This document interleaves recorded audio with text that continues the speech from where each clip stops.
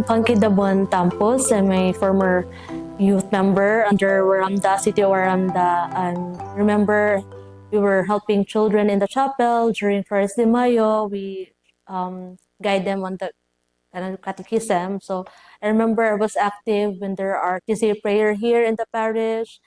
And then I also serve as a altar incense server with my kanang youth members. So back in 2002, ang akong high school life ay pankad kanang busy akong weekends here, especially mag-serve sa mass. My aunt invited me to join the charismatic group, Sword and Fire of the Spirit. And then me and my cousins were also invited. So for pila ka years, kan gid mi kanang na-close mi sa ako ang mga igagaw kay group ko mi dito sa community. Until such time na magbuwag mi for college, na-stay ako sa community na mo. I serve on the youth cluster as well. I meet my husband, Brother Jimmy. Service sa same po the ministry because he's in charge for the sound system, audio. Na kami po, during programs, kami po ang busy po sa kanang tawag na mo so na pamugad mi. Open social media before, so we're on the publication, the event ministries, mi ang youth good ang gamiton. So there, nakuha na mong talent. And then, hantod na, when college na mi, padong na mi mong graduate, so na, kuha na gid mi ni mature, we grow up, when we transferred to the singles na cluster, and there we grow and mature in love and faith, no, while serving the Lord, putting God as a center of our relationship. And then we got engaged 2015, December. So the following year, we decided to get married. May 2016, it was the feast of the visitation. So amo gito siyang dungan na gid on our anniversary, which is May 31. So praise the Lord. We're blessed with the support of the community, our second family, and amo po mga immediate families who there naagid sila to support us in the preparation. Yeah, it was really our prayer, no, at least mga after a year, magka-baby na. Wala pa man. So nag-wait me 1 to 3 years naman. So mga pressure namin sa mga friends, sa among batch.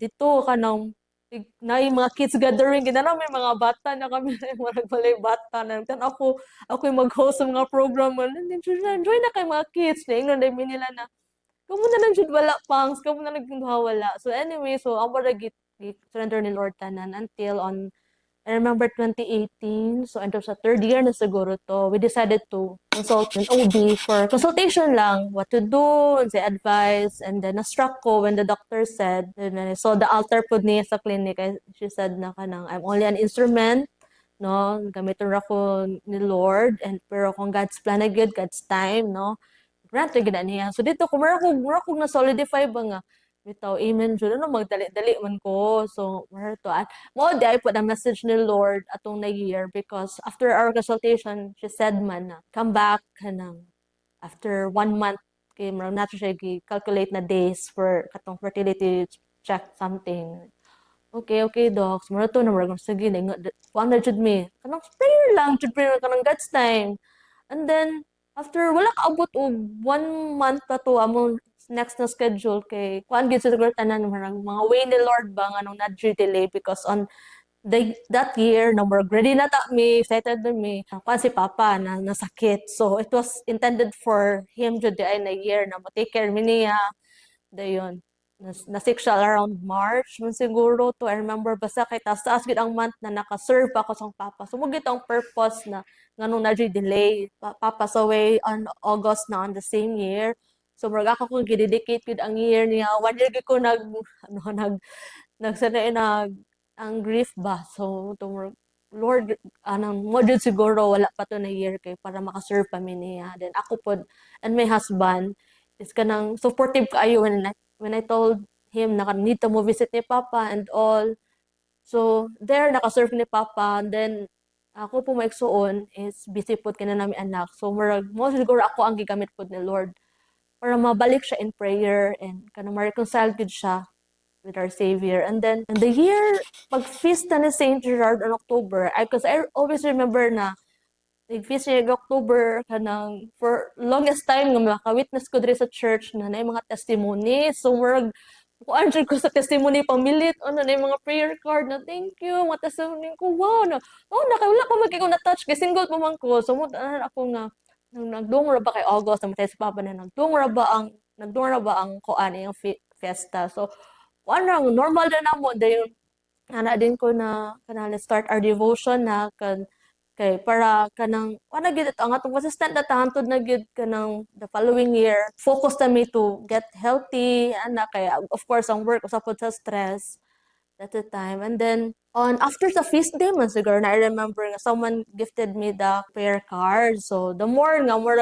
aside sa akong prayer book na ko sa Saint Gerard kay napoy ni gift na ko ani so mas dali na ko siya dala-dala then mo to we started our devotion the following year 2019 ana ko na ako mga delayed moments kanang delayed ako menstruation kay expectant jud kay ko ambi na ko na dili pa di ay and then fast forward August 2019 while I was in USP nagkuan ako nag part-time ko to sa USPF with the Japanese students ba I remember jud na kusog jud kay ako menstruation na nag-bleed na gid ko na for 1 week dugi jud kay siya so anyway decided to consult na gid sa OB kasi na jud siya mada I feel weak na jud murag hindi na ako kaya mo maski stairs na ana dayon na ako na let's go na lang to the clinic kasi anytime ma-admit ako na ko'y feeling ko na ko history sa menstrual bleeding when I was in college so murag mahaldok ako na magdugay na ako na menstruation and then surprisingly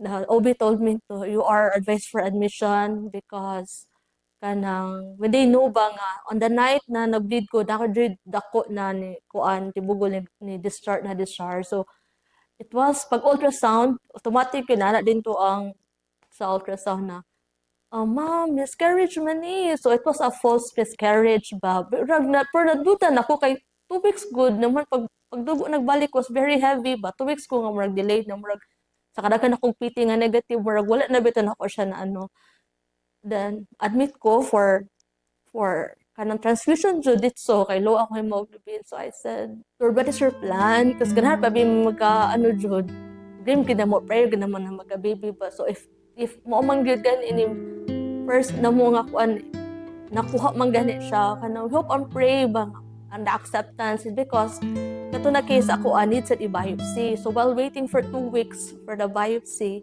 to confirm if ano siya na conception. So, we just praise and thank the Lord. It was a benign polyp.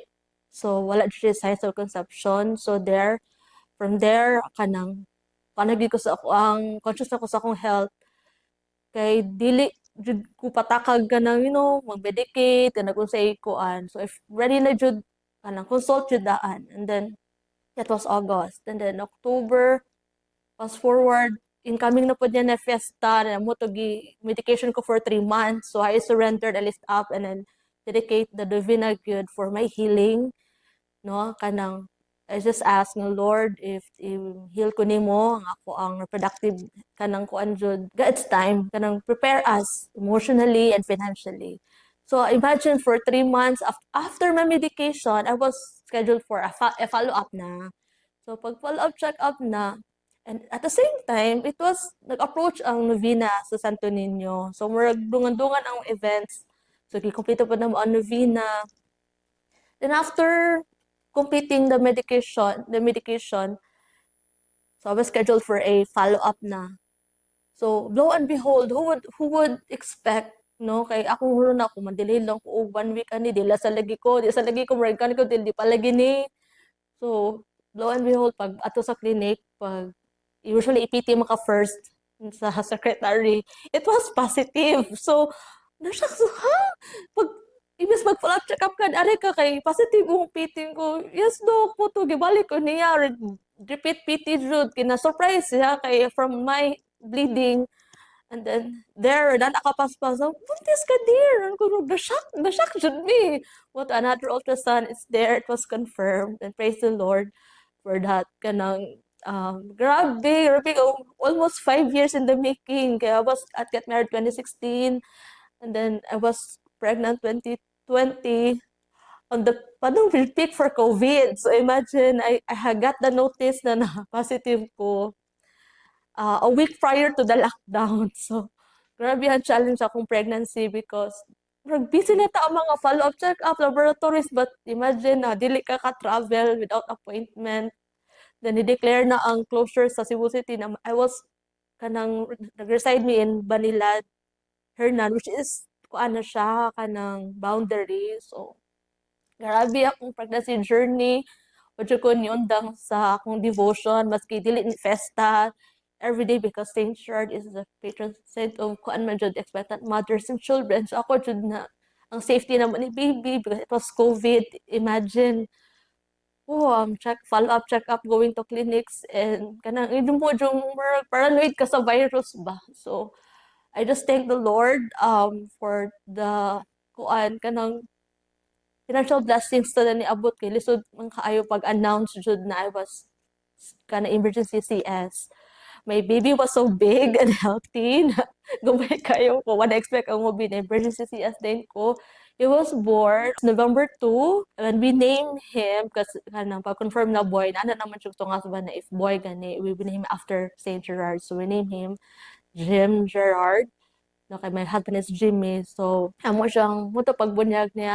Praise the Lord, was healthy. Dili siya bunyagan sa parish and we dedicate him gid sa altar na Saint Gerard after the baptism. So, he grew up very kan makaingon ko karon na murag ang siya nga nag-grow up na 5 years old na siya karon kay murag kanang ano siya sa among prayer kuan ba ano ba itong night prayers grabe gid na ma-apply gid niya na karon di ko ka-expect nga dali ka siya ka-memorize sa mga usay mo apil og Nivina na mo maski murag di pa ka siya kasabot but he knows the saints na he loves Mama Mary and so we praise God kay bitong na-witness niya how mo service sa community mo siyang dad-o na jud rosary mi na sa mass ma-master na po niya ang mass pag online mass mi mo join ko siya do mag-play pa siya but lahi iyahang strength karon ni Jig, lahi iyahang talent kumbaga as 5 years old kay ano siya kanang di gyud mi nag-expect nga maka-memorize siya og names sa saints when makita kay nag-picture o mga kuan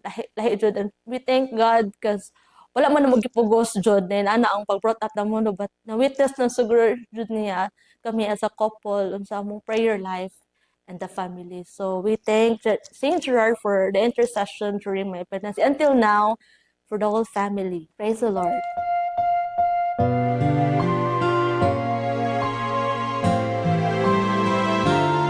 Happy Fiesta!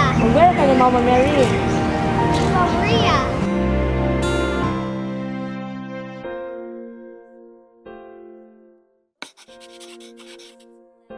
Okay, for those who are trying to conceive o katong nag-wait gid na ma-bless for a child, muna in the scripture man good, everything has its own time. So, prepare po na itong self spiritually. Mas dali ang grasya ni Lord. We are ready spiritually because kung attached pa ba ito, we live in sin.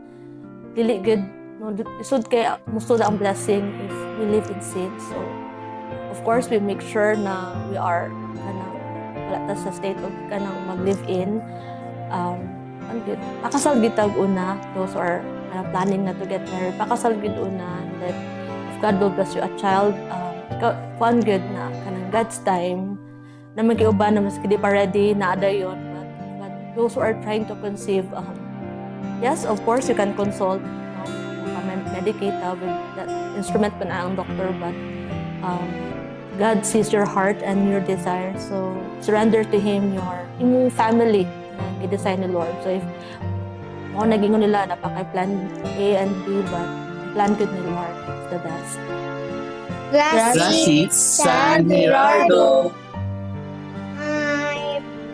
Your prayers give us hope to trust the